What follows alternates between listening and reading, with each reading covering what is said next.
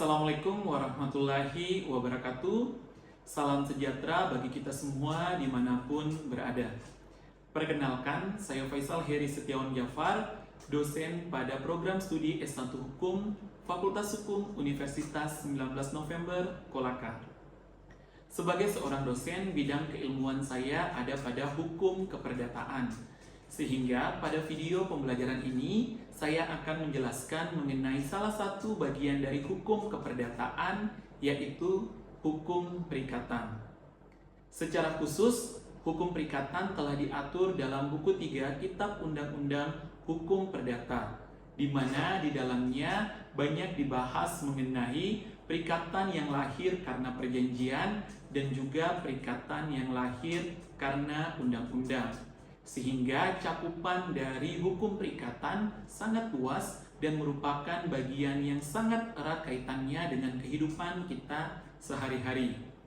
Sehingga diharapkan bagi seluruh mahasiswa dalam perkuliahan hukum perikatan dapat mencapai capaian pembelajaran mata kuliah hukum perikatan yang dalam hal ini terdapat 6 CPMK.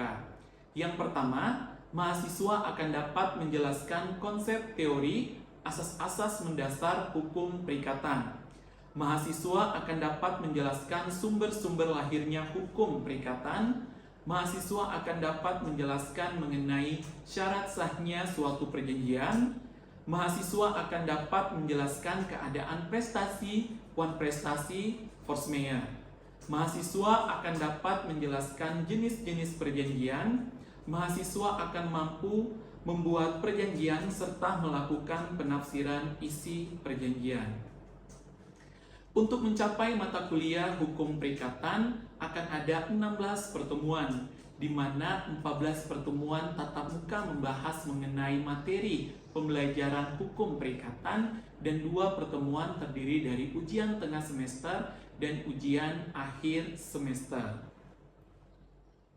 Dalam video pembelajaran ini, saya akan membahas mengenai capaian pembelajaran ketiga, yaitu mengenai syarat sahnya perjanjian yang juga diatur dalam sub CPMK ketiga dan akan saya bahas pada pertemuan ketiga pembelajaran di dalam kelas.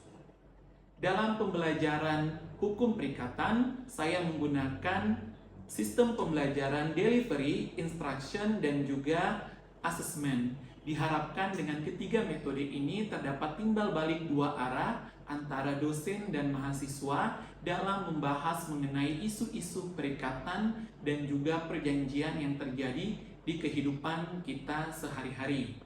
Terakhir, dalam penilaian ini saya menggunakan beberapa penilaian. Yang pertama yaitu partisipasi dari mahasiswa sebesar 10%. Proyek dalam hal ini adalah tugas mengenai isu-isu hukum perikatan sebesar 25%, serta mid test 30% dan final test sebesar 35%. Berikut saya akan memperlihatkan sistem pembelajaran saya di kelas yang akan membahas mengenai sub CPMK ketiga, yaitu syarat sahnya perjanjian. Baik, bismillahirrahmanirrahim. Assalamualaikum warahmatullahi wabarakatuh. Alhamdulillah, hari ini kita akan melanjutkan materi hukum perikatan, di mana ini pertemuan ketiga. Kita akan membahas tentang syarat sahnya perjanjian. Namun sebelum memulai perkuliahan, mari kita berdoa berdasarkan agama dan keyakinan masing-masing. Doa dimulai.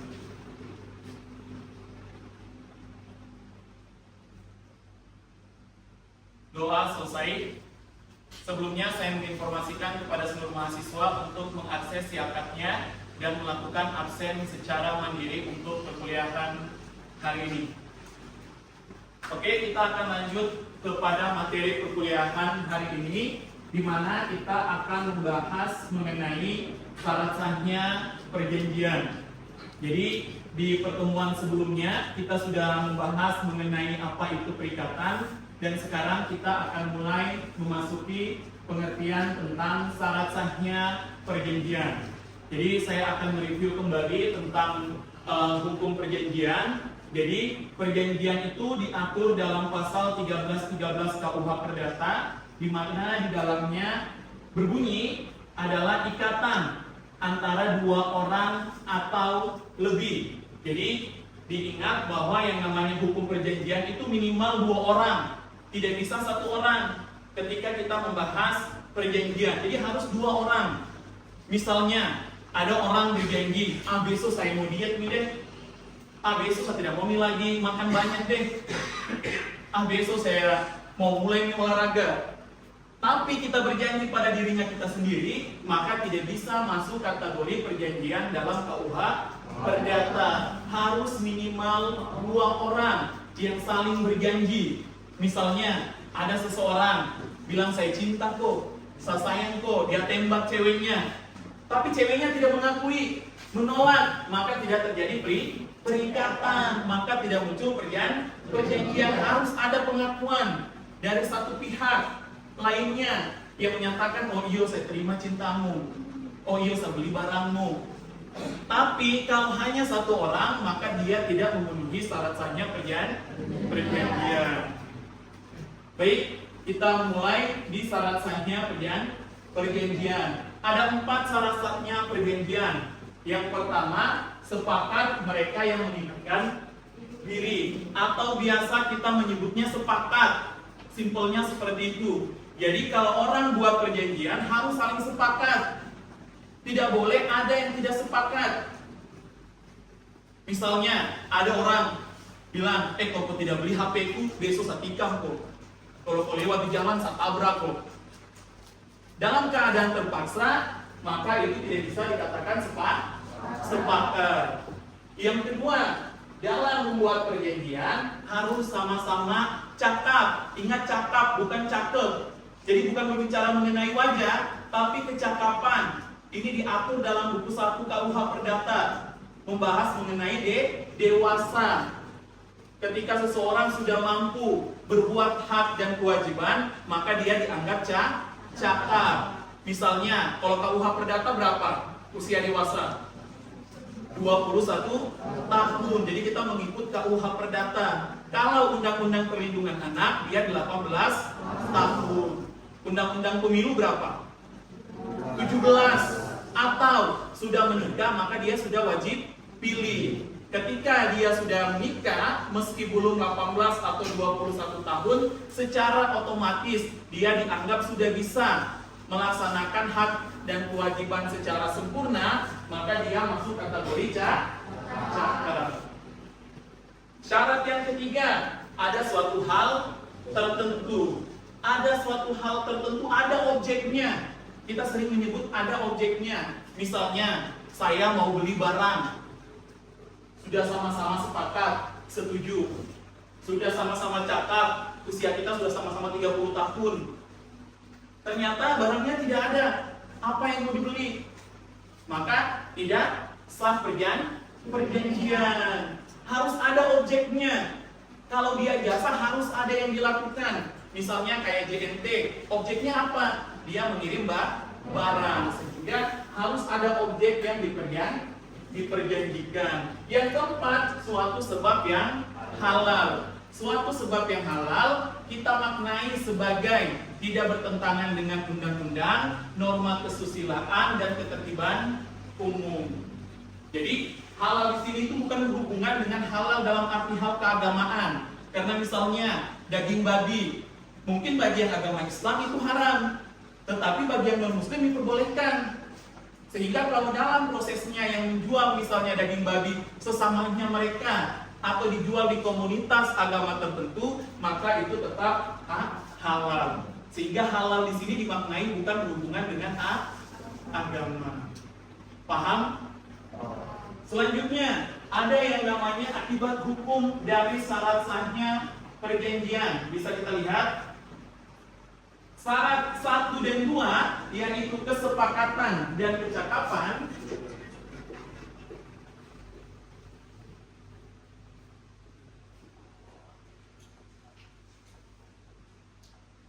Itu merupakan syarat yang sifatnya subjektif, atau dia dalam kategori dapat dibatalkan, akibat hukumnya itu dapat dibatalkan.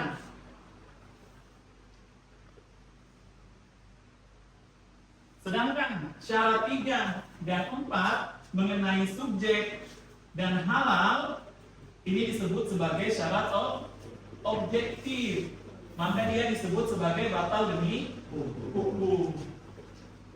Apa konsekuensinya? Misalnya ada seorang anak disuruh sama orang tuanya pergi belanja di toko, anaknya masih anak SD.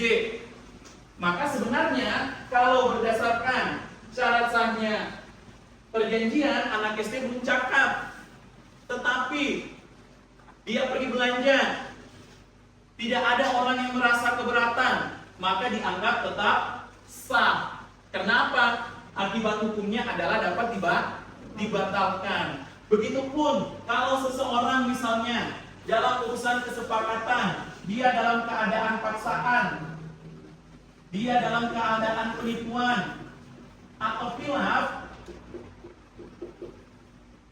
selama tidak ada yang merasa keberatan, maka perjanjiannya tetap dianggap sah. Misalnya kalian jual beli online, barangnya datang tidak sesuai, tapi kalian cuma bilang, sudah nih deh, yang penting berikutnya hati Bumi lagi belanja di situ. Maka walaupun kalian dalam keadaan ditipu, tapi kalian tidak merasa keberatan, akibat hukumnya dapat dibatalkan. Kalau kalian tidak membatalkan, maka perjanjiannya tetap dianggap sah. Begitupun dalam paksaan tadi, kalau kau tidak beli kue yang saya jual, besok saya tikam tuh.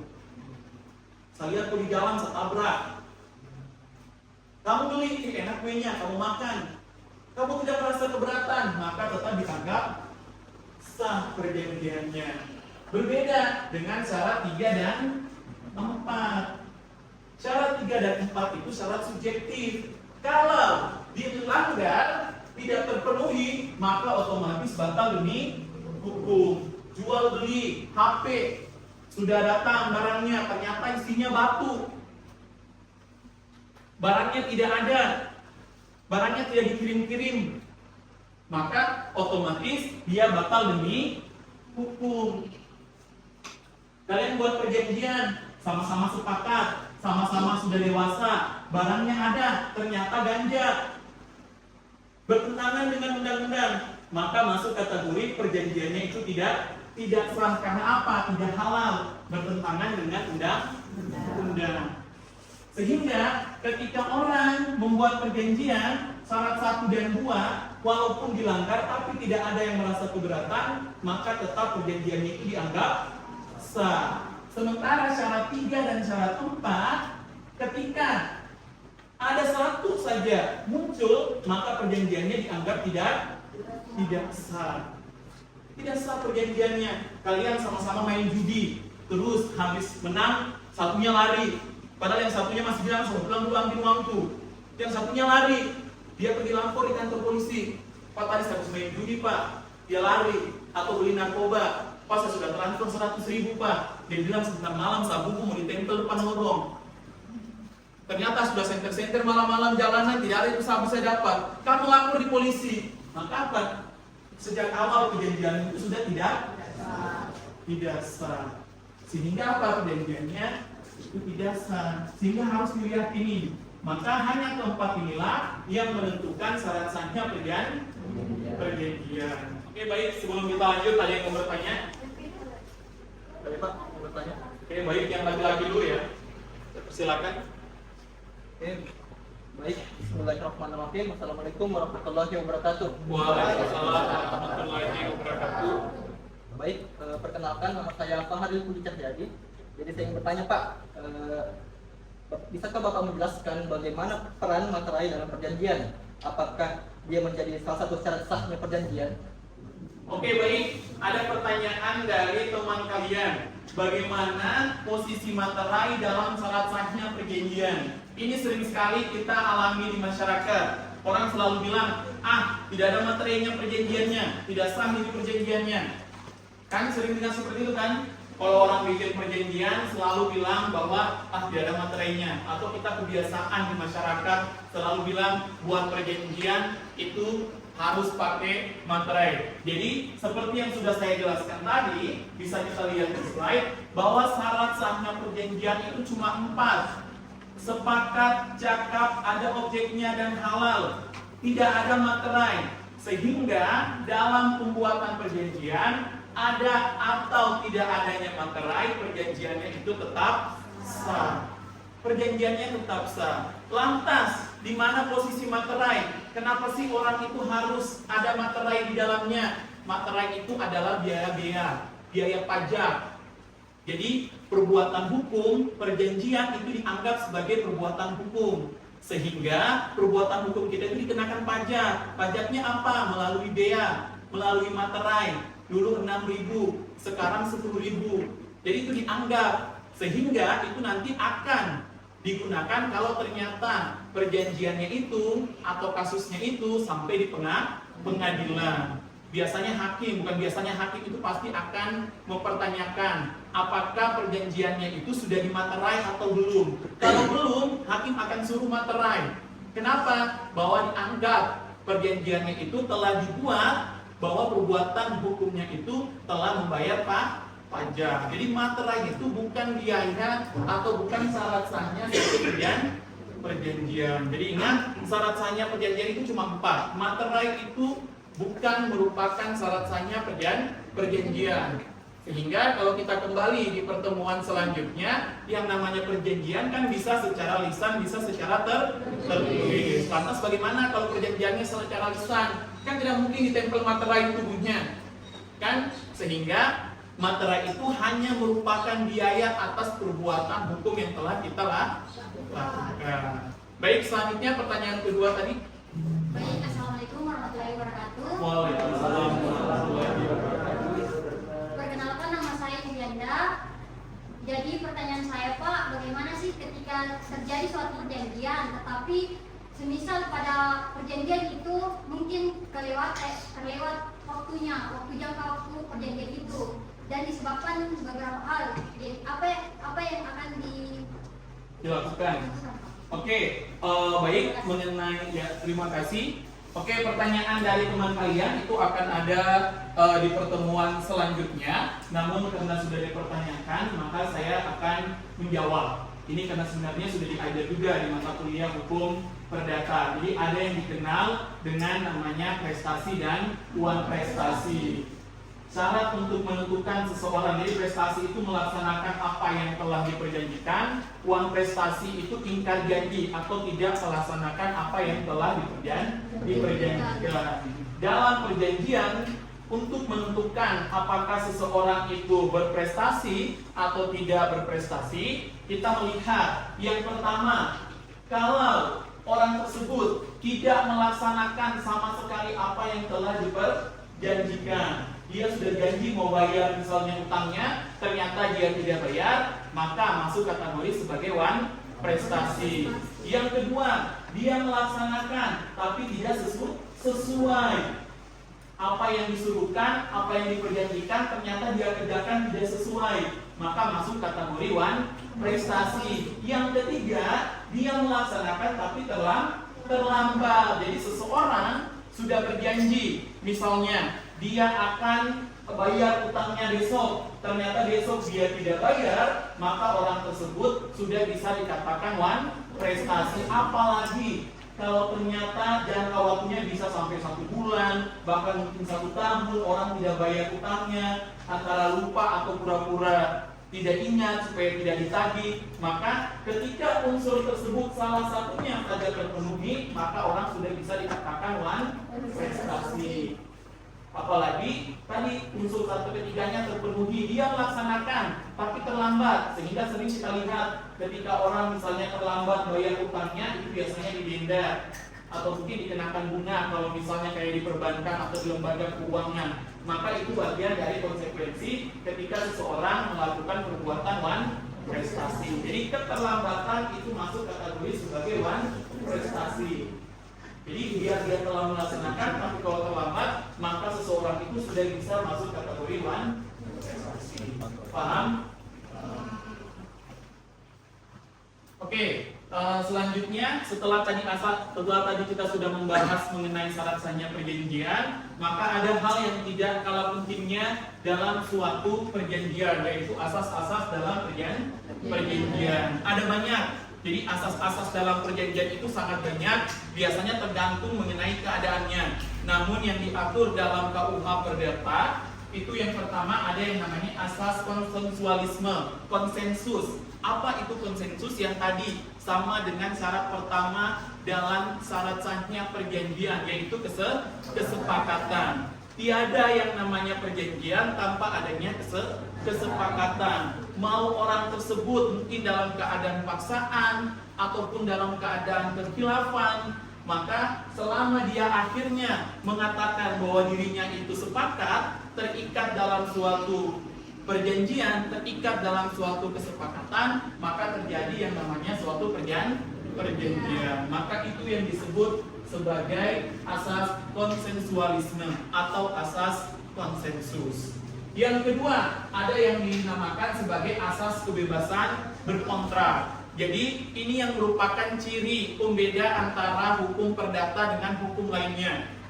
Ada yang namanya asas kebebasan berkontrak. Selama tidak bertentangan dengan undang-undang, seseorang atau para pihak itu berhak membuat yang namanya perjanjian. Bebas apapun. Yang pertama, bebas mau melakukan perjanjian dengan siapa, bebas mau buat bentuknya seperti apa, apakah lisan, tertulis, bebas menentukan apa isinya, sehingga seluruh para pihak itu dibebaskan. Jadi misalnya ada seseorang datang belanja barang dengan harga yang sama, ada dua orang, si A dengan si B, dengan harga yang sama 5 juta. Si penjual kepada si A dia kasih cicil 10 bulan, sama si B 5 bulan, padahal harga yang sama. Maka itu yang disebut dengan kebebasan berkontrak. Dia terikat sama si A 10 bulan, sama si B dia terikat 5 bulan. Bebas. Mereka mau menentukan pembayarannya nanti melalui transfer, melalui debit, atau melalui cash. Itu yang namanya kebebasan berkontrak. Bebas, kita mau melakukan apa saja selama tidak bertentangan dengan undang-undang. Maka itu disebut sebagai asas kebebasan berkontrak. Yang selanjutnya, Pacta sunt servanda. Artinya apa? Semua peraturan, pasal-pasal yang kita buat, yang kita sepakati berlaku layaknya undang-undang. Jadi apa yang kalian sudah sepakati masing-masing para pihak tadi di kebebasan berkontrak, kalian sudah sepakati, maka semua yang kalian sepakati itu berlaku layaknya undang-undang. Ketika kalian melanggar, itu masuk kategori wan prestasi. Ingkar janji kalau ternyata kita tidak melakukan apa yang kita sudah sepakati. Karena apa? Maupun dia tertulis ataupun lisan, Pacta sunt servanda ini mengikat seluruh para pihak layaknya undang-undang. Dan yang keempat, ada yang namanya itikat baik. Apa sih itikat baik? Itikat baik ini tidak bisa dinilai. Kita tidak bisa tahu seseorang itu akan tipu kita di kemudian hari. Kita tidak pernah tahu apakah orang kita habis kasih pinjam uang, dia itu akan bayar. Tidak akan pernah kita tahu ke depannya. Kita tidak bisa tahu niatnya seseorang itu, dia ini datang sama kita kerjasama, dia mau melanggar. Sehingga Pak, ada yang namanya asas itikat baik ini menilai seseorang bahwa setiap perjanjian itu harus dilaksanakan berdasarkan itikat baik. Mau di awal perjanjian atau kita menyebutnya prakontrak, atau dalam perjanjian ataupun setelah kontrak atau pasca kontrak. Kita harus menjaga hubungannya kita itikat baik. Punya utang disuruh bayar tepat waktu, bayar tepat waktu. Kita menjalin hubungan kerjasama, apa yang akan dikerjakan kita kerjakan. Maka itu yang disebut dengan asas itikat baik. Jadi ini merupakan asas yang terdapat dalam pasal 1338 KUH Perdata. Sehingga kalau nanti kalian temukan asas-asas lain itu banyak. Karena apa? Itu sesuai dengan perkembangan. Namun yang diatur dalam buku 3 tentang perikatan di KUH Perdata yang ada pada pasal 1338 itu dimaknai 4 asas. Yang tadi kesepakatan atau konsensus, kebebasan berkontrak, fakta sunt servanda, dan etikat beri. Sampai di sini masih ada yang mau bertanya? Kalau sudah tidak ada yang mau bertanya, saya kembali mengingatkan kepada seluruh mahasiswa untuk mengabsen. Jadi jangan lupa mengabsen di siakatnya masing-masing sehingga kehadiran hari ini itu bisa terdata. Selanjutnya, masih ada lagi yang mau ditanyakan? Sudah cukup? Sudah jelas hari ini? Jadi minggu depan kita akan mulai membahas di pertemuan keempat yang tadi sebenarnya sudah dipertanyakan oleh teman-teman kalian, yaitu tentang prestasi dan prestasi. Itu kita akan bahas lebih jelas nanti di pertemuan keempat. Jadi di pertemuan keempat nanti minggu depan juga baru akan ada tugas sebelum kita masuk pada UTS.